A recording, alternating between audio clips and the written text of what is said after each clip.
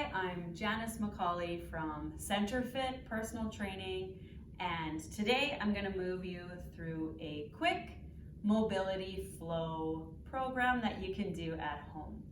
And the question I mostly get is, what is the difference between flexibility and mobility? Well, first of all, flexibility is the passive range of motion your body moves. So things like holding a stretch or melting into something, whereas mobility refers to a functional range of motion, or the active range that you need to perform certain movements or exercises or activities in general.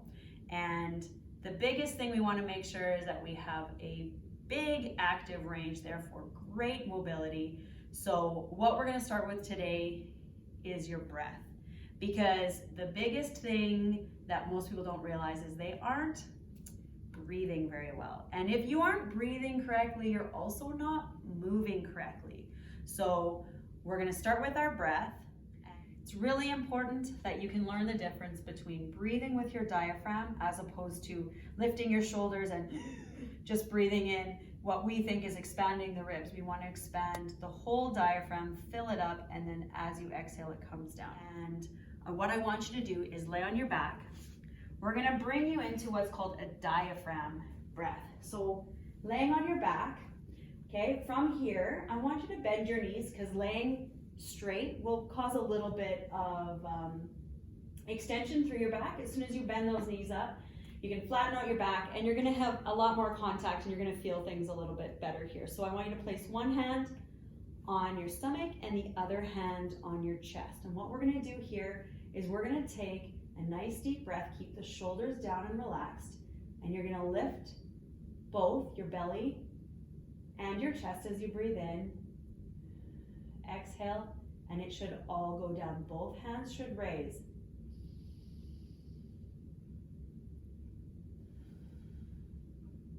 We're going to do 2 more breaths.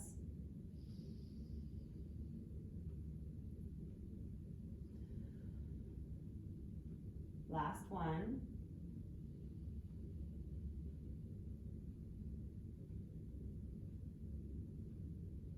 From here, you also want to be able to pressurize your core, all those muscles in your abdominals plus your back. So to bring you into a pressurized breathing position to help you learn what it feels like, we want to create 360 degrees of pressure surrounding your spine. So I'm going to have you lay your chest down on your thighs, and this is so that you can feel your chest and your ribs against your thighs to help give you some feedback. But if this is a position that is difficult for you, you can grab pillows. I have a blanket here fold up, just something that can help you at least sit down on your legs here so that you can feel that chest against your thighs. So for me, I'm going to lay down here. And now what we're going to do is we're going to breathe, and you're going to press, you're going to feel that pressure from your abdomen pushing into your legs, but you should also feel that pressure expanding through your back. Your muscles are engaging, so you're going to take a nice big deep breath in. Feel that pressure. And exhale and release it. We're feeling that pressure because we're inhaling and we're growing as we breathe in. So here we go again. Breathe in. And exhale. Release. 2 more breaths. In. And out. Last one. In. And out.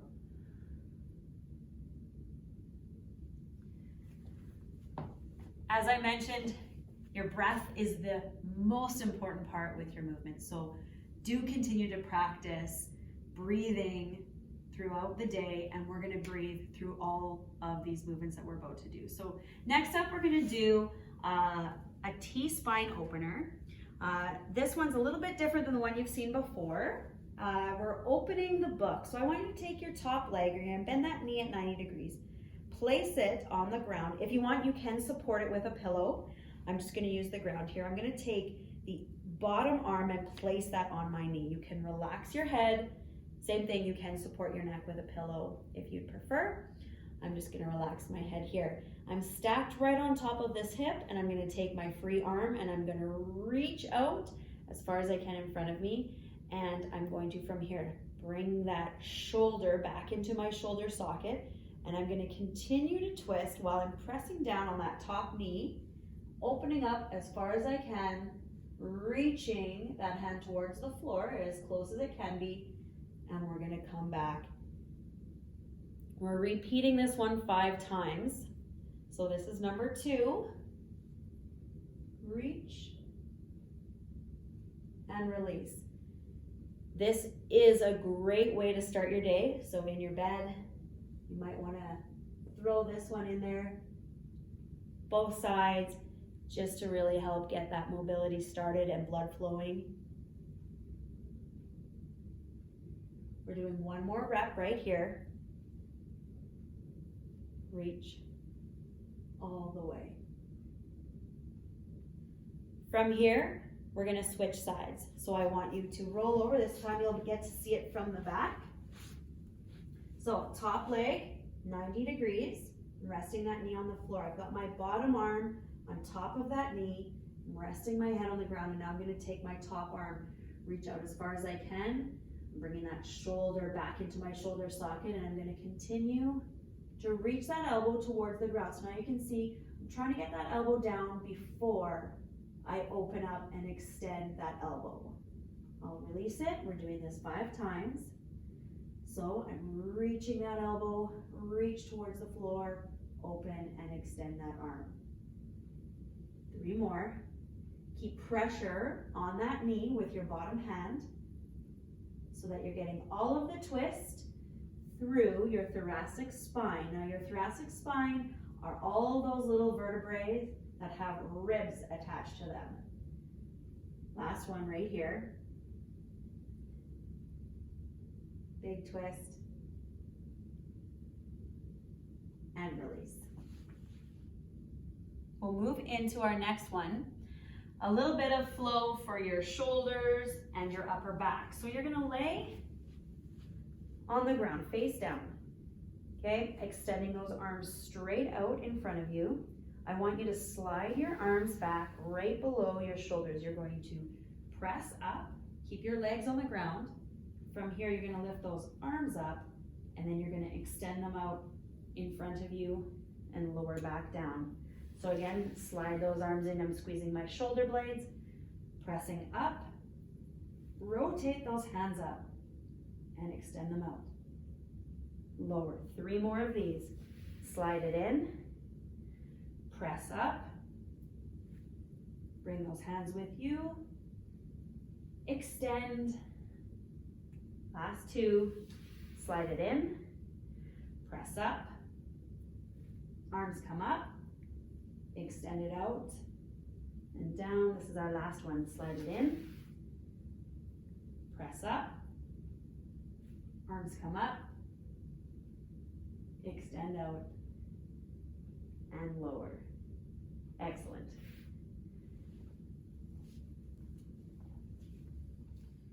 Our next movement is going to continue through the spine. We're gonna do a cat and cow, but we're gonna segment the 2 of them. So to help you segment them, we're gonna work one part at a time before we put it together. So in order to help us move just the upper spine, we're gonna come back to that position where our chest is on our thighs, almost like a child's pose type position. Okay, but what you're gonna do here is now I've sort of glued the bottom, the lower part of my spine by being in this position, and all I really can move is my upper spine. So from here, I'm going to extend my upper spine as much as I can, and then I'm going to flex it. So I'm rounding it, and then I'm extending it. Round, and extend, and you'll notice I'm unable to move anything down here. And that's so that we're gonna do this one more time, round and extend. That's so that you can get a feel for what does it feel like to move just one part of your spine. We're now going to move into our lower spine, so we want to keep our upper spine still. So we're going to do that by placing our head in our hands. And from this position, now I'm kind of locking this upper spine in one position, so I can now just flex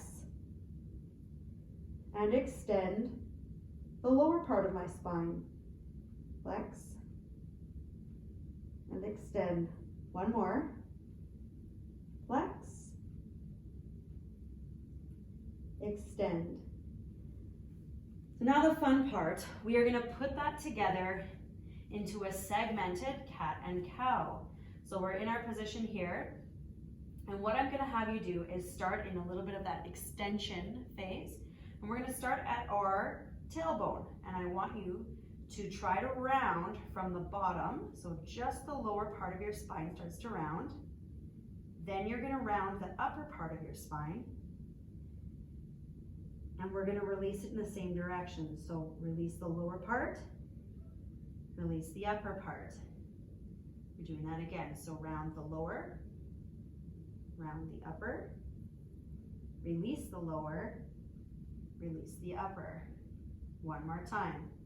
Round the lower, round the upper, release the lower, and release the upper. This time we're going to start from head to tail. So now I want you to round the upper part of your spine, then the lower part. And we're going to release it in the same direction. So release the upper, release the lower. Round from the top, then the bottom, release the top, release the bottom. One last time. Round the top, round the lower spine, release the top, and release the bottom. We're going to continue through our spine with another twist. So I'm going to face you this time so that you can see it. I'm still in that same position from my hands and my knees. You're going to take one arm, put it behind your head. You're going to reach that elbow towards your opposite elbow, and then you're going to try to open as wide as you can, still keeping weight in that hip so that hip stays facing the ground. You're going to twist in again and open. Twist in, open. We've got two more. Elbow to elbow, and try to get that elbow up to the ceiling. Last one.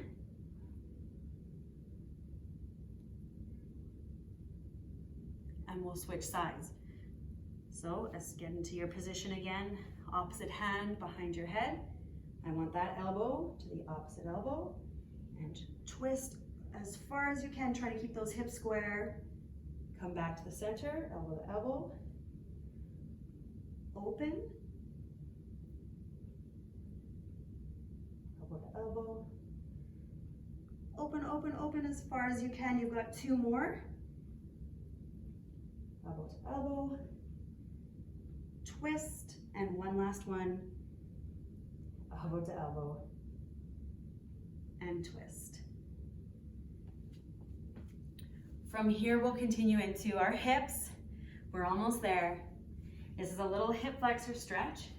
So what I want you to do is you're going to get on one knee. Now, the problem with stretching your hip flexors that I often come across is people tend to lean too far forward.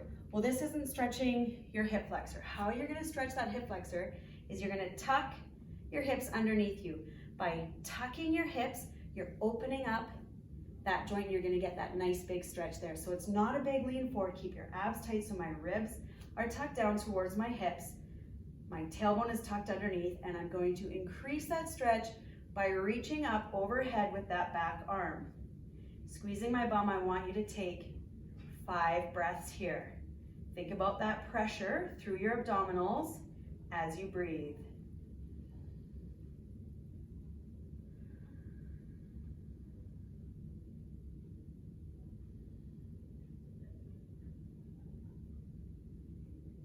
Try to mimic that pressure you had at the start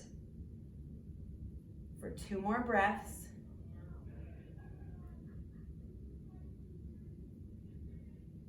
And release. Switch sides right here. So same thing. You're gonna get into that position.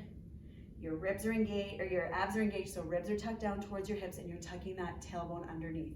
Okay, the more you can drive that hip forward, you're gonna feel that stretch. So you can see from this side, I'm not in that long position. I'll turn so you can see my inner hip.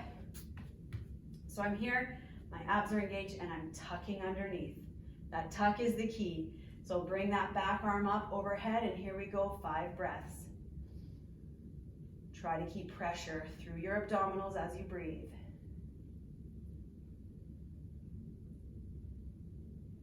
If you can keep your balance, take your free hand. You're gonna place it on your hip so that you can press in with those fingertips. Make sure you're feeling those abdominals work.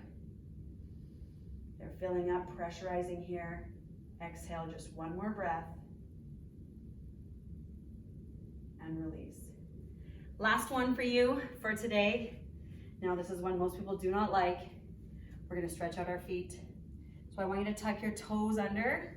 And we're gonna sit on these heels. This is another one if you need to place a pillow or some blankets in there so that you can sit down right on your heels. By all means, you can add that in. But what we're gonna do is we are gonna sit on these heels and we're gonna relax our shoulders and we're gonna take 10 breaths. Are you with me? Here we go. Breathe.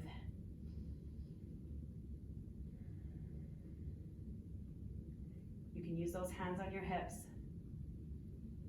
Try to feel pressure in your abdominals. And yes, I realize this does not feel awesome on your feet, but it is so important that you maintain mobility through your toes and your feet. We're halfway there.